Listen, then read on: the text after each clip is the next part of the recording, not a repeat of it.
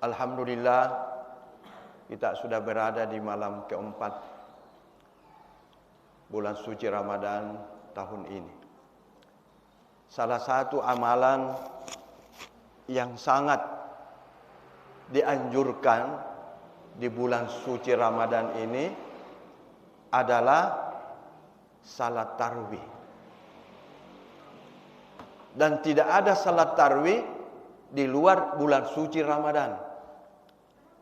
Saya sedikit mau sampaikan sejarah daripada salat tarawih itu sendiri.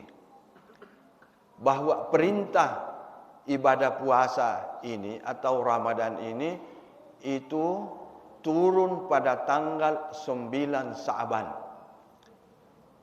Tahun kedua dari hijrahnya Rasulullah sallallahu alaihi wasallam dari Mekah ke Madinah. Jadi perintah puasa itu 9 Sa'ban tahun kedua hijrah Rasulullah sallallahu alaihi wasallam. Kemudian setelah masuk bulan puasa turun ayat kutiba alaikumussyam kama kutiba alal ladzina min qablikum la'allakum tattaqun. Kemudian turun lagi ayat syahrul ramadhanal ladzi unzila fihil Qur'an. Setelah masuk bulan Ramadan, Rasulullah sallallahu alaihi wasallam bersama dengan sahabat melaksanakan ibadah puasa. Kemudian malamnya Rasulullah sallallahu alaihi wasallam melaksanakan salat lain yang disebut dengan salat tarawih. Pada malam pertama Rasulullah masih sendiri bersama keluarga. Setelah malam kedua itu sudah sahabat sebahagian datang ikut bersama Rasulullah di masjid. Pada malam ketiga itu sudah tidak dimuat masjid, ikut sahabat untuk melaksanakan itu salat tarawih yang dilaksanakan Rasulullah. Kemudian pada malam keempat Rasulullah tidak datang lagi. Kenapa tidak datang? Ada kekhawatiran Rasulullah jangan sampai dikira ini salat tarawih, salat lail ini menjadi kewajiban bagi semua umat.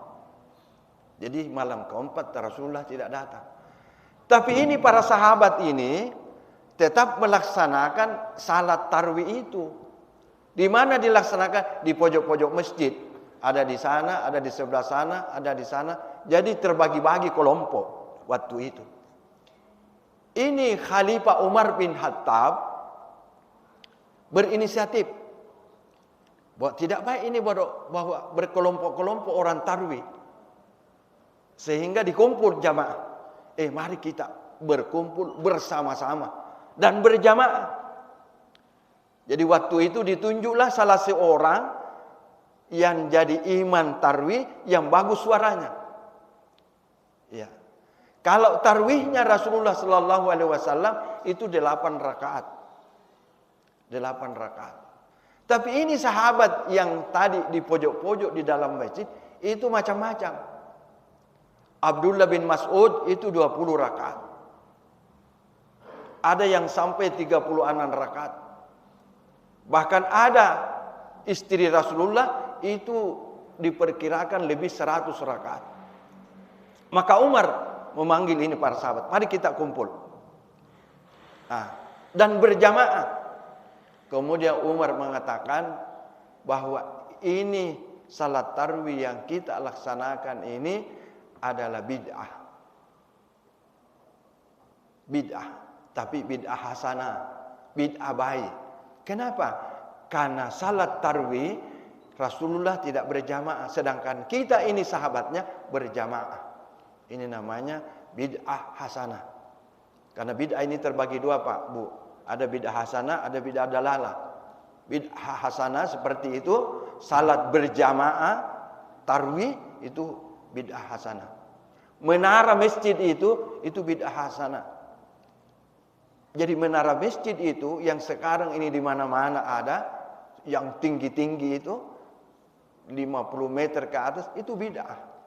Karena di zaman Nabi tidak ada menara. Jadi itu namanya bid'ah hasanah.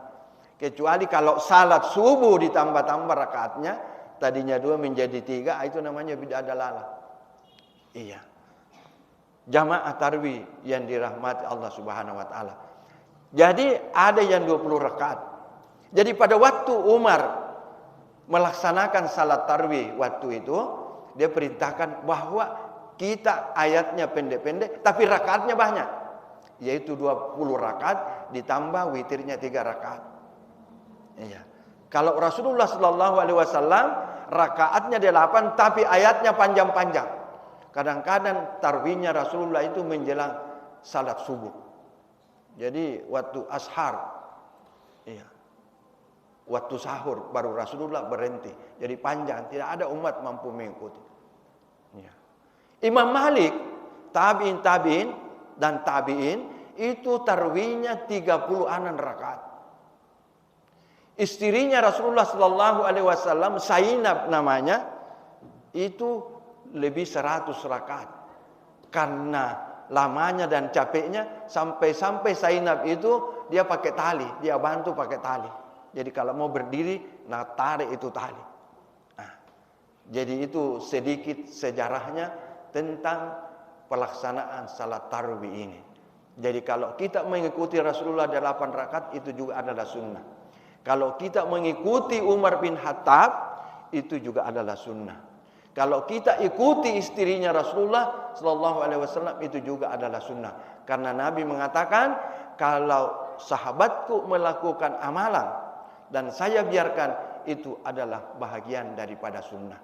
Jadi tarawih yang kita lakukan ini adalah sunnah dan sesuai kemampuan kita masing-masing. Semakin banyak, semakin bagus pahalanya. Jamaah tarawih yang dirahmati Allah Subhanahu wa taala. Ada doa yang sering kita ucapkan. Allahumma inna nas'aluka ridaka wal jannah wa na'udzubika min sakhatika wan nar. Apa artinya ya Allah? Saya memohon ridhamu dan surgamu.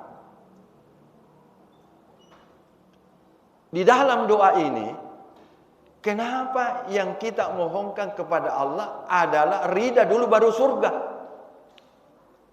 Padahal banyak di antara kita ini beribadah itu karena menuntut surga, mengharapkan surga.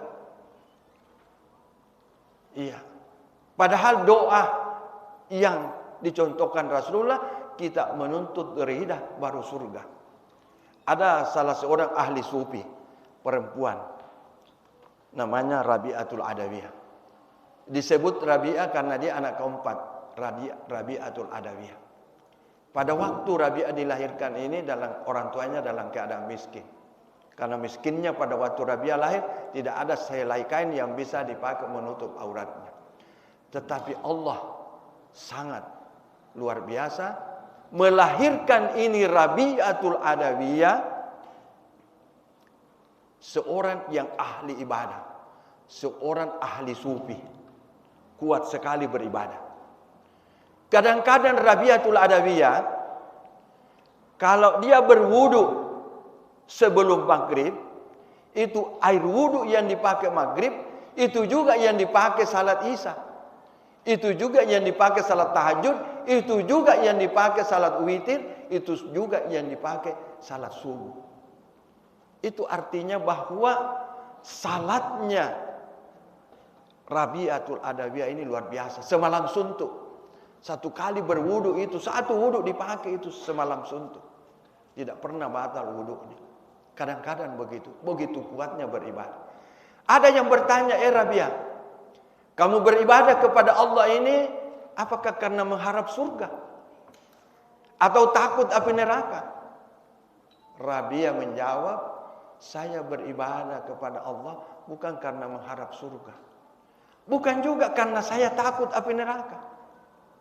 Seandainya Allah mentakdirkan saya sebagai penghuni neraka, maka saya memohon kepada Allah, jadikanlah diriku ini ya Allah sebesar ruangannya api neraka. Itu permohonannya Rabi'ah.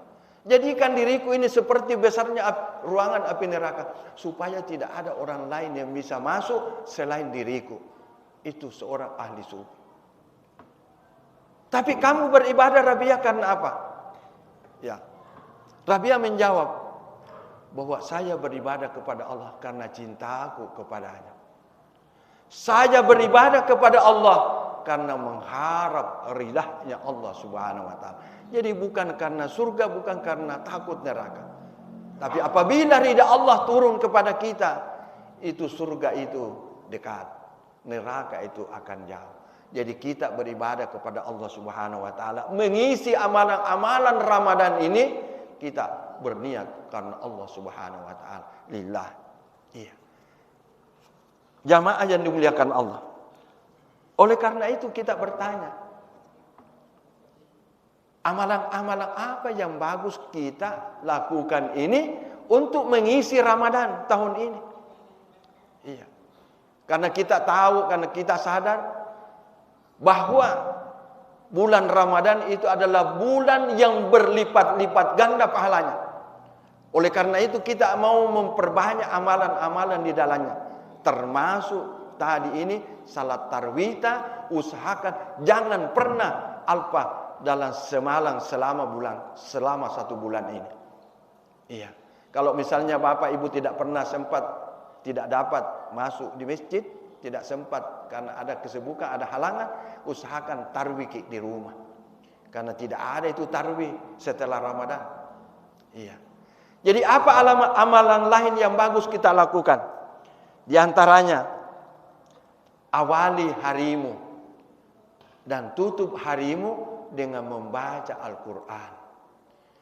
Apa yang dimaksud awali harimu dengan membaca Al-Quran? Yaitu usahakan kalau sudah kita salat subuh, ya, sebelum terbit matahari, usahakan ada beberapa ayat yang sempat kita baca.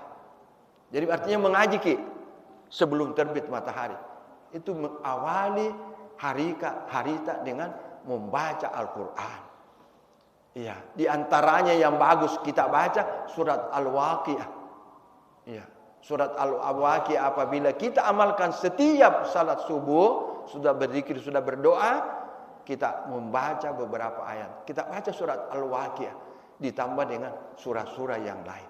Sebab siapa yang rajin membaca surat Al-Waqiah setiap subuh itu insya Allah rezekinya itu mudah. Dan akhiri hidupmu dengan membaca Al-Quran. Demikian juga kalau sudah ke salat Isya, jadi ada juga yang banyak mengamalkan antara Isya dan Maghrib itu membaca surat Al-Mulk. Bismillahirrahmanirrahim. Tabarakalladzi biyadihil mulk wa huwa ala kulli syai'in qadir. Jadi usahakan bukan hanya di bulan Ramadan, di luar Ramadan juga usahakan ini surat Al-Mulk ini jangan pernah kita tinggalkan sebelum tidur. Iya.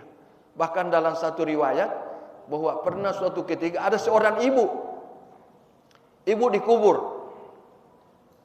Pada waktu itu kuburannya sangat harum. Jadi heran masyarakat. Kenapa bisa kuburan ini sangat harum? Iya. Pasti ada pengamalannya ini, ibu ini pada waktu hidup.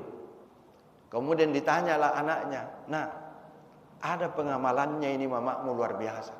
Bilang, "Kenapa bertanya begitu?" Kuburannya sangat harum. Akhirnya anaknya menjawab bahwa salah satu amalan mamaku sebelum tidur dia sempatkan dulu baca surat Al-Mulk. Bismillahirrahmanirrahim.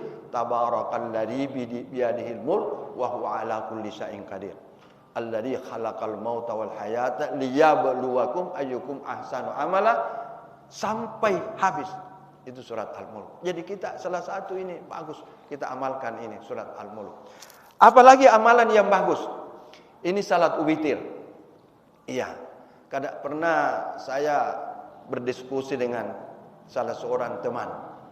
Nah, kira salat witir itu hanya bulan puasa saja. Di luar bulan puasa, nah kira tidak ada witir. Nah, kasih sama dengan tarawih. Padahal witir ini bahkan ada sahabat mewajibkan itu witir. Di luar Ramadan. Jadi kalau witir ini saya kira sudah menjadi kebiasaan kita. Kalau sudah salat tarawih, kemudian kita sambut witir 3 rakaat. Itu. Demikian juga di luar Ramadan. Usahakan witir tetap ada. Kalau sudah terbiasa ke salat tahajud, nanti sudah pikir salat tahajud baru witir ke. Kalau belum terbiasa salat tahajud, masih banyak bolong-bolong salat tahajud tak, ambil memang witir tak sebelum tidur. Artinya sesudah salat Isya. Ya, seperti yang sebentar kita praktekkan, sudah tarawih kemudian salat witir. Jadi ambil memang witir tak sebelum tidur. Rasulullah sallallahu alaihi wasallam pernah bertanya kepada Abu Bakar, sahabatnya. Abu Bakar, kapan kau salat witir? Bilang, saya salat witir setelah salat Isya sebelum tidur. Tanya lagi Umar, Umar, kamu salat witir kapan? Saya salat witir sesudah salat tahajud. Dua-duanya benar. Ditanya Umar, Abu Bakar, kenapa Abu Bakar salat witirmu kau lakukan setelah salat Isya? Saya khawatir Rasulullah, jangan sampai saya tidak salat witir, kemudian saya tidak bangun salat tahajud, rugi kak 2 kali. Tidak tahajud toma, tidak witir toma. Jadi ku ambil memang witirku sebelum tidur. Iya, seperti sebentar kita witir. Setelah kita witir malamnya, kemudian kita bangun salat tahajud, tidak perlu lagi witir. Karena tidak ada salat witir 2 kali dalam 1 malam. Iya. Witir itu artinya satu, esa. Allahu witr yuhibbul witr. Allah itu esa, kemudian dia sangat cinta kepada orang yang melaksanakan salat witir. Dan salat witir pertama sekali dilakukan Rasulullah sallallahu alaihi wasallam di Sidratul Muntaha pada waktu Isra Mi'raj, setelah menerima perintah salat 5 waktu. Itu Rasulullah melaksanakan salat witir hanya 1 rakaat. Iya. Jamaah tarawih yang dimuliakan Allah Subhanahu wa taala. Apalagi yang bagus kita amalkan, yaitu membaca ayat kursi. Kalau sudah mikir salat fardu, sebelum kita tinggalkan tempat tak, jangan lupa itu membaca ayat kursi. Iya. Kalau itu subhanallah, alhamdulillah, Allahu akbar masing-masing 33 kali, itu bisa kita ucapkan setelah kita misalnya kalau ada urusan penting sekali, sambil jalan sambil baca itu. Tapi khusus ayat kursi, sebelum kita pindah tempat, sempatkan itu membaca itu ayat kursi. Di dalam hadis dikatakan, man qara ayatul kursi fi duburi kulli salatin lam yamna'hu min dukhulil jannah illa ayyamut. Siapa yang membaca ayat kursi setiap selesai salat fardu, maka dijamin masuk surga. Coba itu hadisnya. Jadi siapa yang membiasakan membaca ayat kursi setelah salat fardu, dijamin masuk surga. Dan ini ayat kursi banyak sekali kegunaannya, bukan hanya setelah salat fardu. Di antaranya kalau mau keluar rumah, baca ayat kursi, insya Allah najakai malaikat. Kalau mau tidur, baca ayat kursi, insya Allah terhindar dari gangguan-gangguan dan dijagai malaikat. Bahkan dalam satu petunjuk yang lain, dalam satu kitab, bahwa siapa yang sebelum tidur, jadi ini dalam kitab Imam Ahmad, itu disebutkan bahwa siapa yang membaca Bismillahirrahmanirrahim, jadi Bismillahirrahmanirrahim 21 kali sebelum tidur, insya Allah dalam kehidupannya 1 hari, 1 malam, 1 hari itu, pertama dia akan terjaga dari gangguan jin. Atau ada orang mengiring ilmu-ilmu dengan perantaraan jin, insya Allah tidak tembus. Kemudian orang yang membaca Bismillahirrahmanirrahim 21 kali sebelum tidur, dia tidak akan kecurian. Dia tidak akan terbakar rumahnya. Iya. Dia tidak akan tembus guna-gunanya manusia. Dan insya Allah dia tidak akan mati mendadak dalam tidurnya itu. Itu sangat mulia itu Pak. Kita baca Bismillahirrahmanirrahim sebelum 21 kali sebelum tidur. Kemudian yang terakhir, Ya, saya kira termasuk juga di bulan suci Ramadan ini kita usahakan jangan kita tidak salat tahajud. Misalnya ibu-ibu bangun ki urus sahur, nah, usahakan sisip itu salat tahajud sekalipun hanya 2 rakaat. Iya, jangan hanya sahur saja diurus kemudian tidak dimanfaatkan itu. Mudah-mudahan apa yang saya sampaikan ini Allah memberkati dan merahmati kita. Mudah-mudahan kita sempurnakan ibadah puasa kita di bulan suci Ramadan ini. Wallahu muwaffiq ila aqwamit thariq. Wassalamualaikum warahmatullahi wabarakatuh.